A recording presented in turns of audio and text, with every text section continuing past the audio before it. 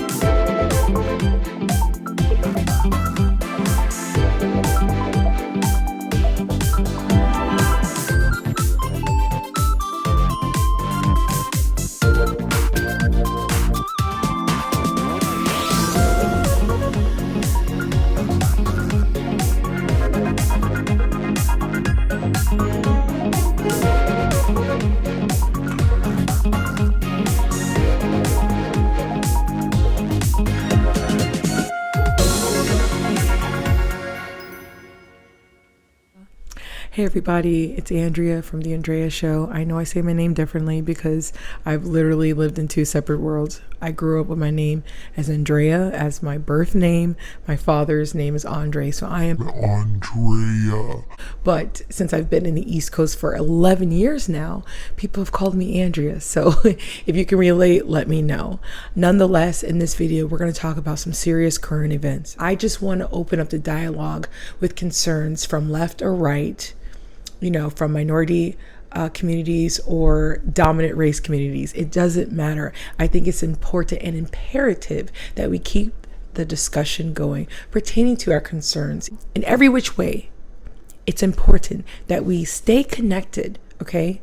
Because I believe that when we lose insight of what really matters, and that is equality, equity of treatment of everyone pertaining to our health, education, our well-being, our land, property, real estate here, okay? No matter what the scenario is in our country, United States of America, where we have a constitution that we hold at a high standards like freedom of speech and even your gun holding rights. No one's trying to infringe on your rights here. But I believe that in some scenarios, this does happen. And what I mean by that is I believe that pertaining to the vaccines, I don't think it's undiscriminative. And this is why. Because there are some concerns, and it's terrifying to me that people are being remiss about the flip to the coin. That not everybody is healthy enough to get the vaccines. That not everybody is capable of getting the vaccines. I just want to make sure that our rights aren't infringed. If you are a religious person, your free will should not be infringed. This is my body. This is my temple. Governor Lamont signed CT religious vaccine exemption bill into law. Opponents vow legal challenge. What I choose to do internally with my body should be my choice. And I'm just going to ask you right now, do you believe it is in this country? I am definitely not anti-vaccine. Okay? All right. With that said, so many people are getting vaccinated. Over 30% of the population is already vaccinated. Okay, so thank you everyone who went out and got that done. Also, I would like to say that there is a concern that not a lot of people are getting the vaccine. So if you are willing, able, and ready, right, after you've been consulted by a doctor to go get the vaccine, I'm going to leave the link in my comment section where you can find out where you can get vaccinated. Okay? Because I'm here only to be the voice of everyone. That's all I'm going to say about that. Next, I'm going to talk about police brutality. Of course. You think it's over just because George Floyd got justice, sort of? I mean, he's not even here. He's dead. Okay? So let's talk about that, right?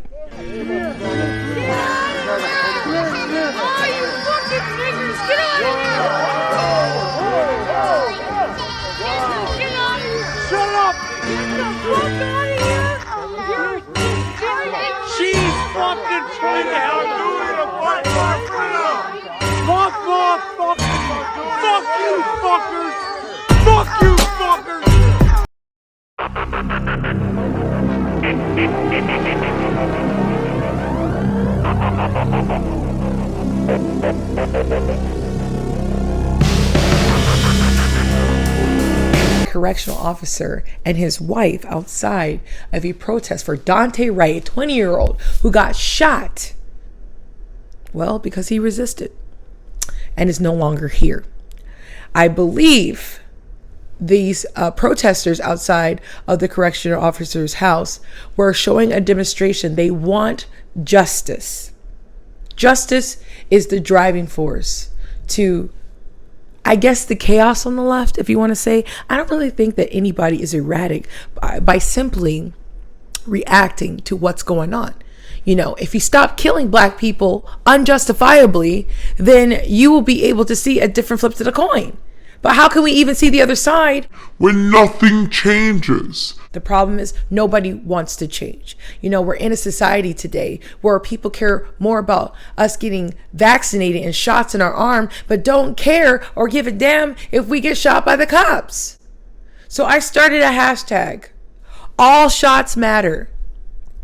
If you can promise me in this country that every American, no matter Democratic city, Republican city, every city in this country will get equity of treatment pertaining to our civil rights, our human rights, education programs. No schools should have stigmas for being poor schools. And if that's the case, it's because the property tax isn't going to the schools. Don't you understand that if there are schools that have stigmas because there's lack of funds? And if that's the case, why aren't people in that town rallying over that town, the town hall, rallying over the senators of the state, rallying over the areas and saying, hey, my kid's important just because it has a different zip code. It shouldn't matter. Every kid in America should have the same rights. Point blank, period. But the mere fact is, that's not what's happening.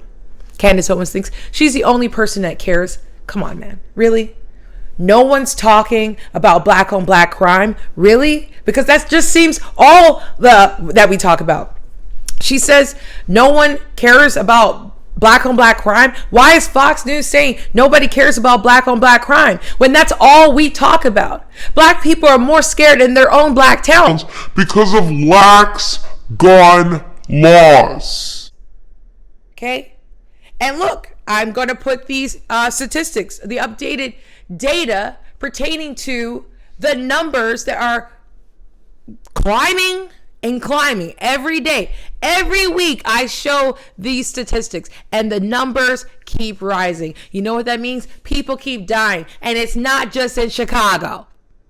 It's scattered all over the United States of America because of lax gun laws. Well, what are you going to do about the criminals? If we give our guns and we're law-abiding citizens, what are you going to do about the criminals? Well, how can we even know who the criminals are if you guys won't even give a little? You know what I'm saying?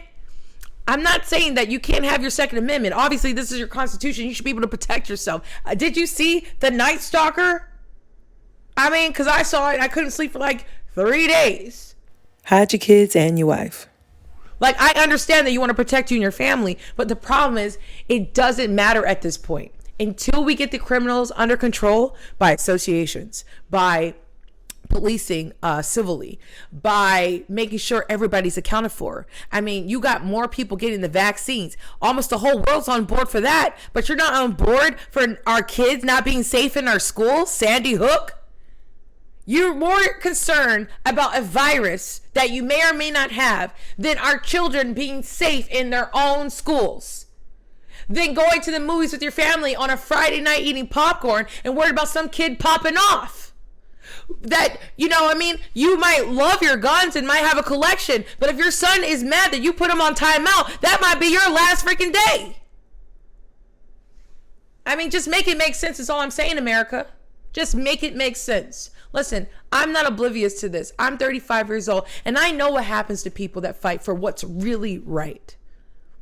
But I have God in my spirit, and I know that I'm doing the right thing by continuing on what my ancestors have fought for centuries.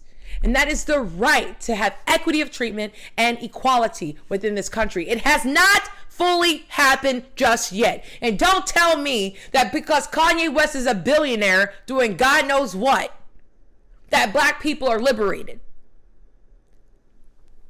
Of course, white people die from gun violence. Of course, white people are dying. The mere fact is, black people are disproportionately being killed. Black communities are over-policed disproportionately. There's not that many portions of us. So when we're being mass incarcerated and massively killed, either by each other because of whatever freaking reason, you know what I'm saying?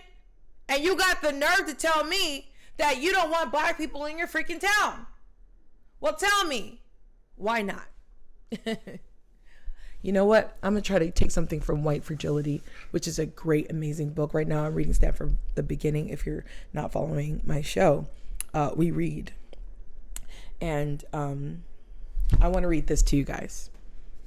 This is called The Good Old Days. Okay? Consider any period in the past from the perspective of people of color. 246 years. Let me repeat. 246 years of brutal enslavement, the rape of black women for the pleasure of white men, and to produce more enslaved workers, the selling off of black children, the attempted genocide of indigenous people, Indian removal acts and reservations, indentured servitude, lynching, and mob violence. And Candace always want to talk about we're being mob ruled. The gag. Sharecropping. Chinese exclusion laws, Japanese American internment, Jim Crow laws of mandatory segregation, black codes, bans on black jury service, bans on voting, imprisoning people for unpaid work, medical sterilization and experimentation, employment discrimination, educational discrimination, inferior schools, bias laws and policing practices, redlining and subprime mortgages, mass incarceration, racist media racist media representations, cultural erasions, attacks and mockery, and untold and perverted historical accounts. And you can see how a romanticized past is strictly a white construct, but it is a powerful construct because it calls out to deeply internalized sense of superiority and entitlement, and the sense that any advancement for people of color is an encroachment on this entitlement. This is a doctor, Ben Shapiro, if you ever hear me. He called it a cult manual. Are you kidding me? Dr. Robin DiAngelo, a person who is a spokesperson and fighter for societal change? Really? That book is a freaking Bible to end racism. With that said, you know, I'm not saying I'm not going to get the vaccine. What I'm saying is it should be my choice. Okay? In order to make change, you have to be able to accept the feedback. The reason why I read White Fragility is because people are very upset when people don't agree with them, when people have a difference of opinion. But you have to understand that Black people in this country, people of color, just might have a different perspective because of how we've been treated in this country.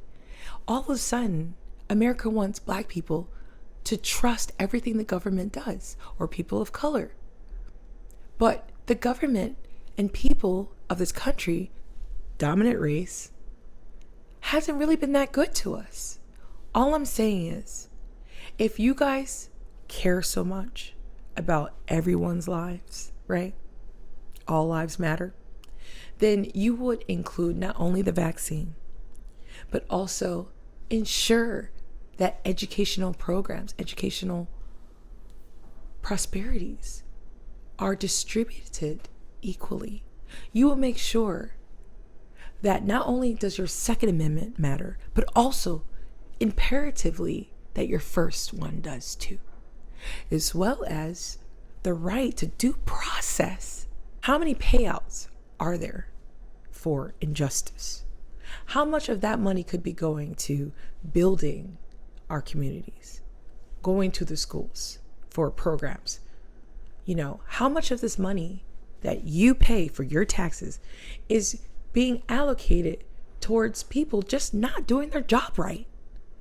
It is not your job to kill people as a cop. It is your job to serve and protect, right? Everybody is purging their thoughts on social media, and it's really reckless because we have kids out here. You understand? So I'm going to challenge everyone to just be a little bit more aware and sensitive towards people's opinions and people's thoughts, but don't be offended. Allow people to explain themselves, accept the feedback, so that if you have the information, if you have the sources, then you can share them and people can be directed appropriately and not disproportionately. That's all I got to say about that. Stay tuned. And I also want to say this. Have you eaten the avocado toast with bacon new at Dunkin' Donuts? Delicious.